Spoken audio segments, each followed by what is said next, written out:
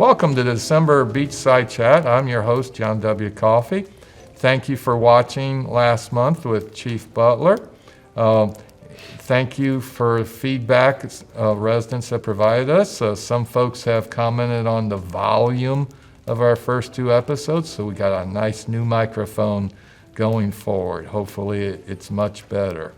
This month we have Fire Chief Dave Lewis with us. Chief, introduce yourself for some of our residents and viewers who might be new to the city.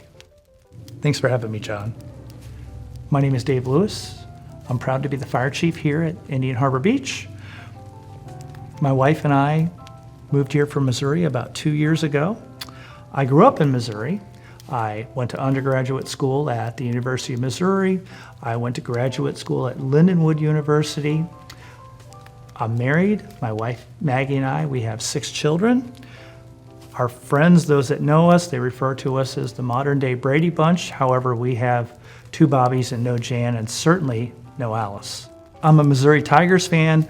I enjoy college football much more so than NFL. We're still suffering from PTSD from losing 2 NFL teams out of St. Louis, the Rams and the Cardinals before that. So I'm slowly warming back up to the Kansas City Chiefs, but for me it's college all the way. My wife comes from Cincinnati, Northern Kentucky region, and they're big OSU fans. And I know that last month's update provided details on a game that was to come on Thanksgiving Day, and I'm happy to say that OSU whooped Michigan. So that was a good 5 years in the making. So yeah, that's a little bit about us. All right. So Chief, tell us about some of the new initiatives going on at the fire department. We have a couple of new programs at the fire department for our community, John. The first one we'd like to introduce to everyone is our File of Life program. This is a program where you can write down your medical history and your medications all on one easy-to-find form. And this is placed on your refrigerator, so when the firefighters and paramedics in the event of a 911 call come to your home for a medical emergency, we're able to find your history and your medicines very quickly. That could help us and help the emergency room take care of you better and much faster.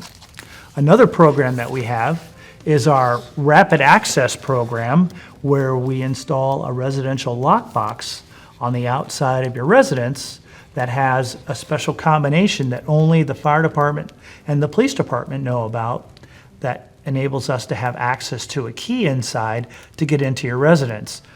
That way, if you're incapacitated and we need to come and respond to a 911 call, we're able to get into the residence without having to break the door down. This has come in handy numerous times, and many residents appreciate it. Our third program that we have right now at the fire department is our Project Safe, Smoke Alarms for Escape, where we'll provide a free of charge smoke alarm for anyone who can't afford it. And for those who can't afford it, we only charge $15. These smoke alarms have a 10-year sealed battery, so you don't have to change the battery every year. It's good for 10 years. Those are some great programs, Chief. Personally, my wife and I, we have the gizmo on the front door for the entrance. Not so much that we anticipate a medical emergency, but with my job I do some traveling, and that way if she has a need, I don't have to replace the door. With the holidays approaching quickly, what fire safety tips do you have regarding Hanukkah and Christmas season? Unfortunately, this time of year, there's been many incidents where people have lost their homes or lost their lives tragically due to fire. We've learned a lot from these incidents over the years, and we'd certainly like to share some of those tips with our community. The number one cause of home fires and home fire injuries is cooking. Cooking is also the second leading cause of home fire deaths. What is the first leading cause of home fire deaths? Smoking. So with that, we'd like to share a few cooking tips with everyone this holiday season. The number one day for cooking fires is Thanksgiving, and that's quickly followed by Christmas Day and Christmas Eve. Couple of tips about cooking this time of year. If you're sleepy or if you've had a cocktail or two, it's probably best to leave the cooking to someone else, and you can heckle in the background. Next, you want to make sure that if you're broiling or frying, you're right there with the food. You're not walking away. You're not in a different room. You want to keep an eye on that, a close eye on it. If you're using hot pads or combustibles, material that can burn, you want to make sure that that's out of the way, away from the stove. And if there's activities in the kitchen or small children, you want to make sure that they stay at least 3 feet away from your cooking area so as to not cause or have any mishaps. Right there is one of the golden rules in my family, is that my very energetic 70-pound blue tick coonhound is not allowed in the kitchen when I'm cooking. She never likes that rule, but she can cause distractions, and also grease splatters would not work well. That is a best practice to keep pets away from the kitchen while you're cooking. Another good practice to have on hand while you're cooking is a way or a plan to combat fire if fire does break out. It's very easy for a simple task of cooking, fire to start in the pan due to grease or spatter, and once that fire erupts, you need to have a way to combat it. The best way to combat a grease fire or a cooking fire is to cover it with a lid and smother it. There's old wives' tales that are out there to use flour or use sugar. None of those are true. Always covering the pan with a lid is your best bet. Never, ever, ever use water on a grease fire or a cooking fire. You always want to make sure that you have your back to the door and you're backing out and you have a clear exit. If you're going to combat that fire, if you feel like the fire's too big for you to combat, just leave the home and call 911. Very, very good tips there, Chief. One thing that folks who visit my house always raise their eye at is the fire extinguisher I have in my kitchen, because we were years ago victims of an apartment fire that a neighbor started, and if you walked in my kitchen today, on the floor across from the stove is a fire extinguisher, and most people look at that and don't quite understand why I leave it sit out. But with that, Chief, let's talk about the fire annex project that is in this year's budget. Certainly. I know you know, John, but some of our viewers may not know that our current fire station is a former recreation hall. In fact, it was built here in the 1960s and served as the recreation hall for the city, complete with a swimming pool, until the late 80s, when the new rec hall over at Gleason Park was built. It was unused for a few years until the early 90s, when it got converted into its current use as a fire station. They added an extra room on the front that they built into a gym, and they added the garage on to house the fire truck, and from there until present day, it served as a fire station. One of the challenges that this building poses as a fire station is that it doesn't meet current health and safety standards for firefighters to work out of.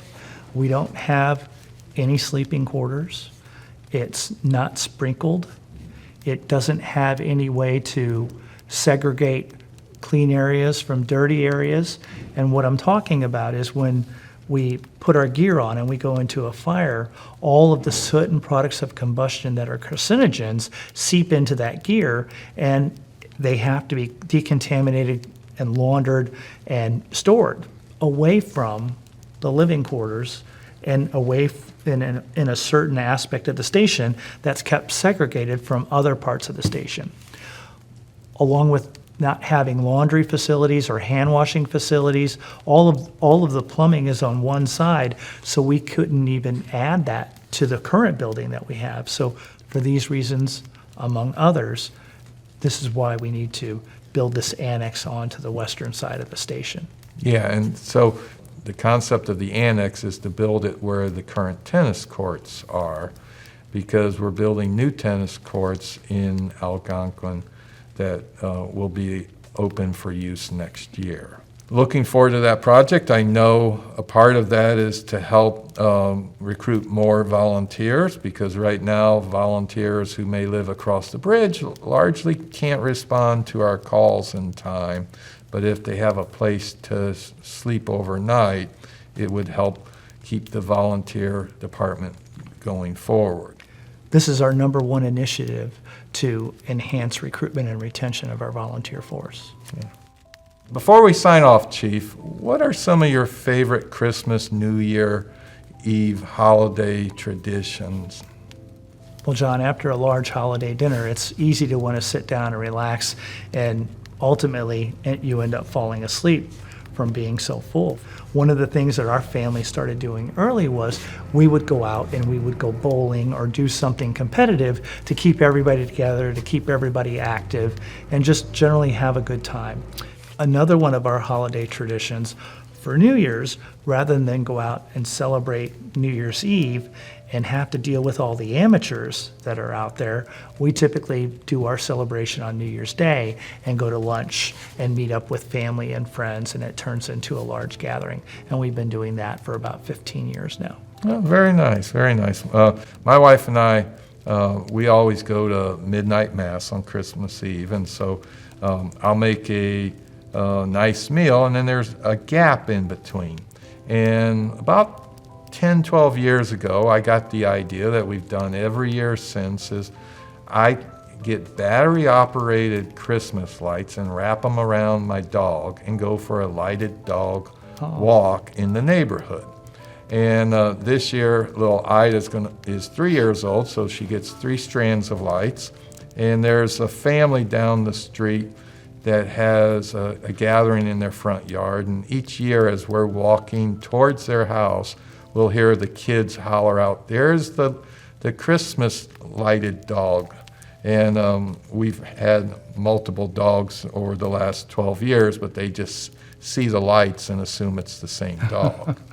And then the week after Christmas, we go up to Gatlinburg to enjoy some cool weather up there before coming back to sunny Florida.